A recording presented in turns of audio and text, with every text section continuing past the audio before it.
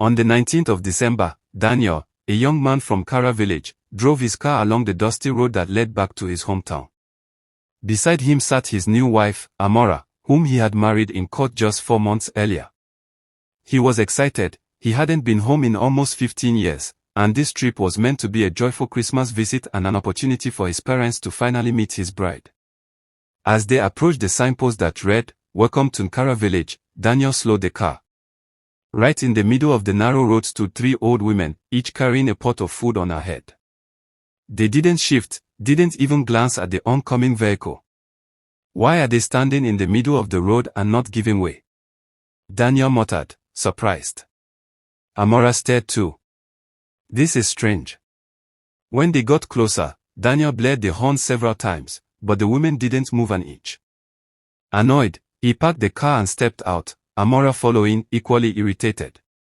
Why are you blocking the road? Daniel snapped. Is this how you sell your food? The women had been standing with their backs to them. All at once, they turned and, in a flat, eerie tone, said, "Buy from us. Please, buy from us." Daniel was already angry. No. Leave the road. I don't want to buy anything. I just want to pass. Amora added sharply, "Leave the way. You don't force people to buy from you." They got back into the car. Daniel glanced in the mirror to check if the women had left the road, but the spot where they stood was suddenly empty. Wait, did they vanish? Daniel whispered, his heart racing. I don't know, Amora replied, panicking. Please, just drive. Let's leave this place now. The road into Nkara was bad and bumpy, so Daniel drove slowly until they finally reached his family home. He honked the horn, grinning, expecting a warm welcome. The front door burst open and his parents rushed out, crying. Daniel smiled, thinking they were tears of joy. Mama, Papa, it's me, your son, Daniel, he said, reaching out to hug them. His mother didn't hug him. Instead, she sobbed, Why did you come? We begged you not to come back. Why didn't you listen? Daniel chuckled, trying to lighten the mood. Oh, Mama, is it because of those so-called fetish people? Come on. I'm bigger than that. They can't touch me. Besides, I only stay a week with my wife, then we go back to the city. I just came so she can officially meet you both. His father, however, said nothing. He turned and stormed back into the house, then came out with a small wooden box. He opened it, took something like powder from it, and began to sprinkle it around the compound, chanting. Don't come near my house. Don't come near my son. My son has not offended you. My son has not offended you. Daniel and Amora stared in shock. Papa, what are you doing? No one can harm us, Daniel protested. Look, I even came with a gun. Anyone who tries to misbehave around our house will be dead. He boasted, trying to sound in control. That night, his parents could not relax. While Daniel and Amora ate and talked happily, they watched them with fear, locking every door and window as though expecting something terrible. Around midnight, it began. They came. The 3 women. Daniel's parents trembled behind the door when they heard a chilling voice outside. Bring them here. Don't waste our time. Please, spare my son, Daniel's mother whispered, crying. Let him be. Daniel heard his mother's sobs and rushed out of his room, rubbing his eyes. Mama, what is going on? He demanded. Shoo, she hissed, clapping a hand over his mouth. She motioned frantically for him to go back into his room. No, Mama. Tell me what is going on. This is how you smuggled me out of this house when I was 12, without explanation. You refused to let me visit for years. I'm a grown man now. Tell me the truth. He was still shouting when the voices outside grew louder. Daniel dashed into his room, grabbed his gun, and came back, pointing it at the door. Who is there? He shouted. His father fell to his knees in front of him. Please, my son, listen to us. Don't fight them. Them. Who are they? Daniel barked. If they are intruders, then I must fight them. He had barely finished speaking when the door flung open. Daniel froze. The gun slipped out of his hand. In the doorway stood the 3 women he had seen on the road, but now they were horribly transformed. They were unnaturally tall, with bulging eyes, long arms, and heads tilted to one side. Each still carried a pot of food on her head. "He must eat our food," they chorused, their voices echoing unnaturally as they made a strange, inhuman sound. Daniel's parents fell to the floor at their feet, begging, "Please, spare him. Spare our son. He is just a boy. He didn't know. He will buy and eat your food now, but don't hurt him." "Buy and eat what?" Daniel thought, slowly regaining his strength and standing up. Amora, stunned and terrified, hid behind him. Daniel tried to grab his gun, but it suddenly flew across the room as if pushed by an invisible force. "Do you think your little weapon will save you?" one of the women sneered. "Nothing can save you unless you eat from this pot. If you refuse, you will die painfully within 3 days." They laughed, the sound echoing like a nightmare. "You have until 3 a.m. to decide and buy from us," another added. "If by 3 a.m. you still refuse, you will die wherever you run to, in the most painful way." Amora dropped to her knees, tears streaming down her face. "Please, spare my husband. He is a good man." But a sudden, forceful wind lifted her and threw her against the wall. One of the women hissed, "His fate is yours. You will die with him on the same day. So shut up and tell him to buy from us." Daniel looked at his wife curled on the floor, crying, and turned to his mother. "What will happen to me if I eat the food?" he asked shakily. His mother looked at him, eyes wide with fear. "Just eat the food," she pleaded. "It is better to have you here with us in any state than to lose you." Her reply terrified and confused him even more.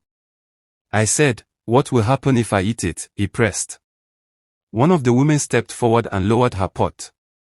"When you eat our food, you will become ours forever," she said. "But you will live. Refuse, and you die in 3 days." Daniel sensed their desperation, and that made him suspicious. He straightened himself. "No," he said firmly. "I would rather die than serve anyone." His words shook them. They had never faced resistance since they took over Kara village, taking the destinies of anyone who ate their food and the lives of anyone who refused it. "Your son will die in 3 days, they shouted at his parents before vanishing into the night. "Daniel, please accept their offer," his father begged, kneeling. "Just give them any amount, they will give you a portion of their meal. You may never be yourself again, but at least you can give us a grandchild. Please, my son." Daniel noticed their fear, but he also saw the unease on the faces of the strange women earlier. Something in him refused to bow. "I would rather die than live in bondage to witches," he shouted. He helped Amora up. "Get up. We are leaving." His parents cried and mourned as Daniel and Amora walked toward their room. The women screamed in anger somewhere in the dark and vanished completely. "We are finished," his parents wailed. "Our lineage is closed. Daniel has killed us."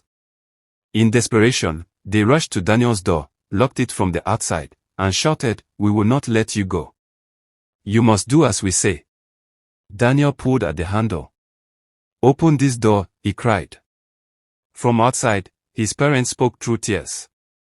"This was how my only brother lost his 2 sons, with no grandchild left to bear his name. We will not let you put us through that. We told you not to come back. This village belongs to a power stronger than its people.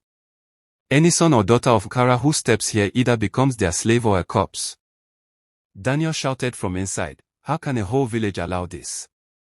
You think staying away from the village is the solution? Why can't we fight them?" "You think we haven't tried," his father answered sadly. "These women were practicing witchcraft and sacrificed all their children. When the village tried to kill them, they turned into a swarm of bees and killed many people of Kara. Since then, everyone fears them. If you offend them, you die painfully." He paused, then added a lie, "The only solution is to stay away. But you refuse to listen." "Why are you lying to him?" his mother cried. Is it not better to tell him the truth? Shut up, a voice hissed in the darkness. Tell him which truth? When dawn approached, fear and pressure finally broke Daniel. I don't want to die, Papa, he sobbed. I will eat the food. His parents opened the door, hugged him and Amora tightly, relieved. But then they noticed Daniel packing his bags. You can't leave, his mother cried. You can't leave. I would rather die than belong to the devil, Daniel said. I don't know why everyone is comfortable with this wickedness, but I will never accept it. I am leaving, and I may never come back. They all cried as his parents tried to drag the bag from him, but Daniel pulled it away, loaded the car, and started the engine. The moment the car moved, the three women, hidden somewhere in the spiritual shadows of Kara, roared. He dared us. He will suffer before he dies, they snarled. For years, no one has ever dared us like this. We will show him we own Kara. They joined hands and summoned a violent storm. Heavy rain, lightning, and wind crashed down on Daniel's car. Inside, Amora shivered. Rain in December. I think they are after us, she cried. She tried to call her family, but her phone would not turn on. Daniel's phone refused to power up too. Still, Daniel remained determined. I must leave Kara. The devil can never have my soul. I would rather die than become what I'm not supposed to be, he said through clenched teeth. The rain seemed to beat only around their car, trying to blind him. He drove for almost an hour and still couldn't reach the main road. Suddenly, he glanced out the window and realized the ground was dry, there was no rain, except on them. Then he began to pray. He did not go to church and only knew one prayer, Psalm 23. He muttered it over and over, remembering how his parents had smuggled him out of Kara at 12 and sent him to a man in the city who trained him in business. He had always thought they simply wanted him to succeed. Now he understood, they had sent him away to save his life. After nearly 3 hours of driving, they finally saw a sign. Goodbye from Kara village. Daniel smiled weakly. Thank you, God, for bringing us out, he whispered, surprised at himself. He had never believed in God until now. As they joined the main road, the three women appeared behind the car in the spirit realm, furious. He wants them to think we've lost our powers, they hissed. No. We will use him to teach others never to dare us. As Daniel drove along the expressway, he suddenly felt darkness descend over his eyes. I can't see. I can't see, he cried in terror. Thankfully, he wasn't driving fast, so he managed to pull over. Both of them began to weep. I can't see. Can you see? He asked. Yes, I can see, Amora replied, still crying. Let me drive. We must make it home and find help. She slid into the driver's seat and started the car, but before she could move far, a swarm of bees descended and covered the car completely. We've caught them, the woman said, watching from afar. The bees will stay until their fuel finishes. If they step out, the bees will kill them. Daniel, there are bees everywhere, Amora sobbed. We are trapped. I can't even see through the windscreen. Get my phone, Daniel said, his sight still gone. She tried again to power the phone, but it remained dead. They stayed in the car with the air conditioner on, trapped in the buzzing prison. Amora checked the time. Evening approached. She took a deep breath. The fuel will soon finish, she said.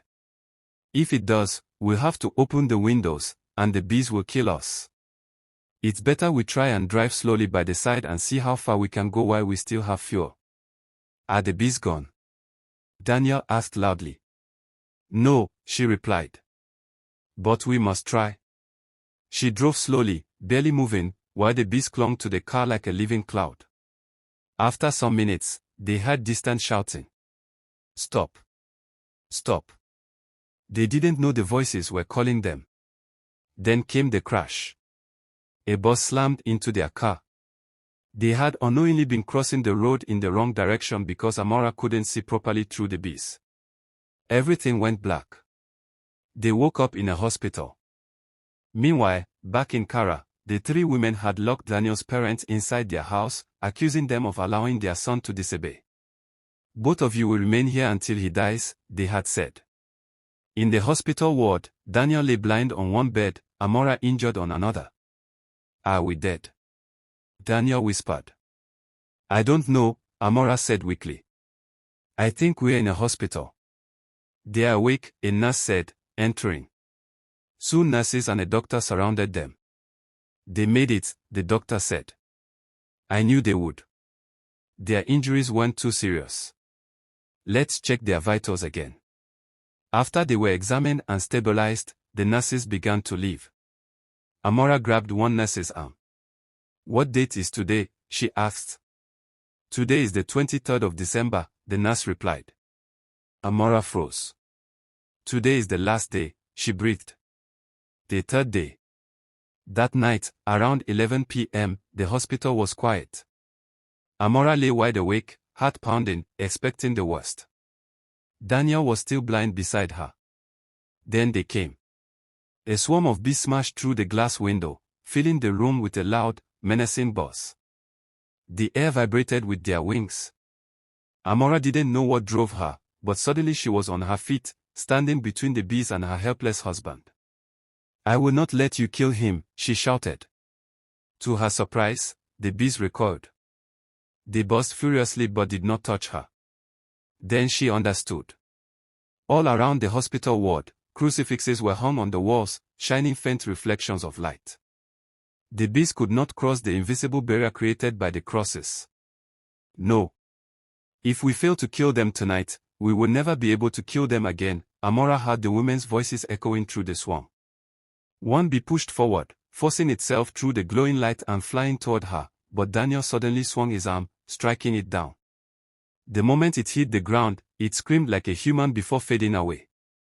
You can see, Amora cried. He blinked, looking around.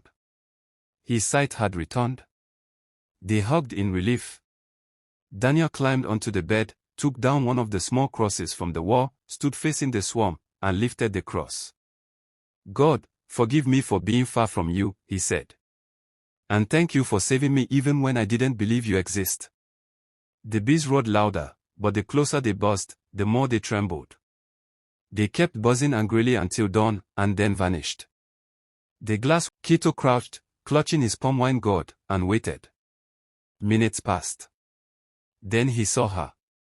Madame Kosora appeared like a dark shape cut from the night, moving silently along the narrow path.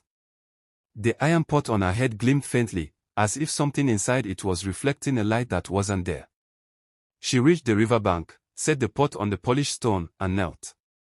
Kito leaned closer. She lifted the first piece of raw meat, held it above the surface of the water, and her lips parted. Kito strained to hear. What he heard froze the blood in his veins. I have brought it, just like yesterday. It was not a song, not a prayer, not a chant. It was a message. A delivery. Kito's heartbeat grew loud. Too loud for a man who needed to stay hidden. Brought what? And to whom? He wondered. He shifted slightly and stepped on a dry bamboo leaf. Crack.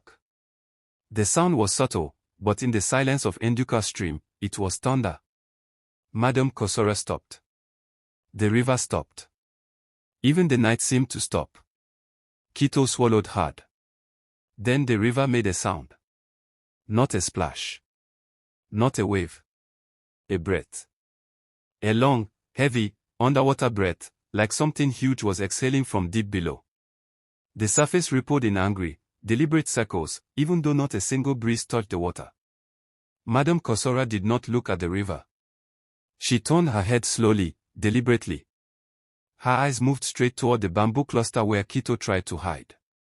Her voice didn't rise. It didn't tremble. But in the silence, her words were sharp. Who is there? Kito's body went numb. He didn't wait for her to ask again. He ran. He burst out of the bushes, dropped his palm wine gourd, and nearly tripped over roots and stones. The forest behind him felt alive, like something was following him, matching his footsteps. He didn't look back. He ran until his lungs burned, until the huts of Aroko village finally appeared through the trees, until the sun was rising behind him. By midday, Kito had packed his small bag. No food. No spare clothes. Just fear. He did not greet his friends. He did not inform his family. He did not explain himself. He simply walked out of the village with trembling hands and haunted eyes. Someone asked him what happened. He whispered only one sentence before disappearing down the dusty road. She is not washing meat, she is feeding something. After that, he never spoke again, never returned, never sent word. And the villagers, though they pretended not to, wondered every day. What exactly did Kito see? And what saw him? The elders under the tree. 3 nights after Kito vanished, fear settled over the village like harmattan fog. Children went home early. Women locked their doors before sunset. Men whispered instead of speaking freely. Everyone felt it. Something was watching. Something was waiting. Something was listening.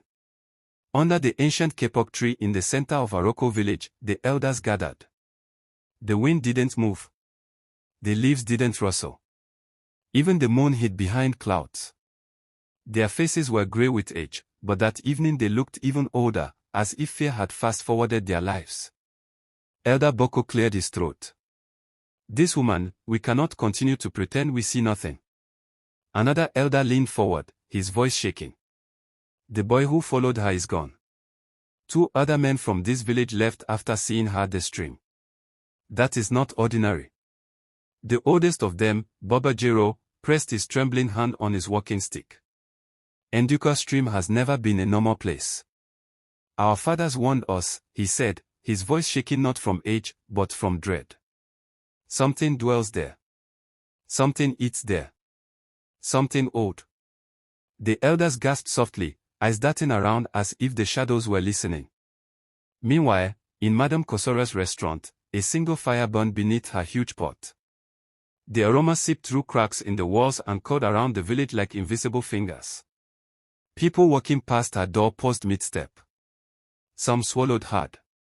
Others stared at her doorway as though hypnotized. Even those who feared her wanted her food. It wasn't hunger.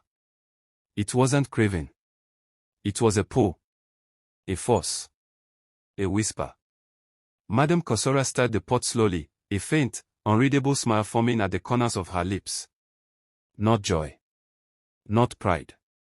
Recognition. Like the food itself whispered to her, and she whispered back.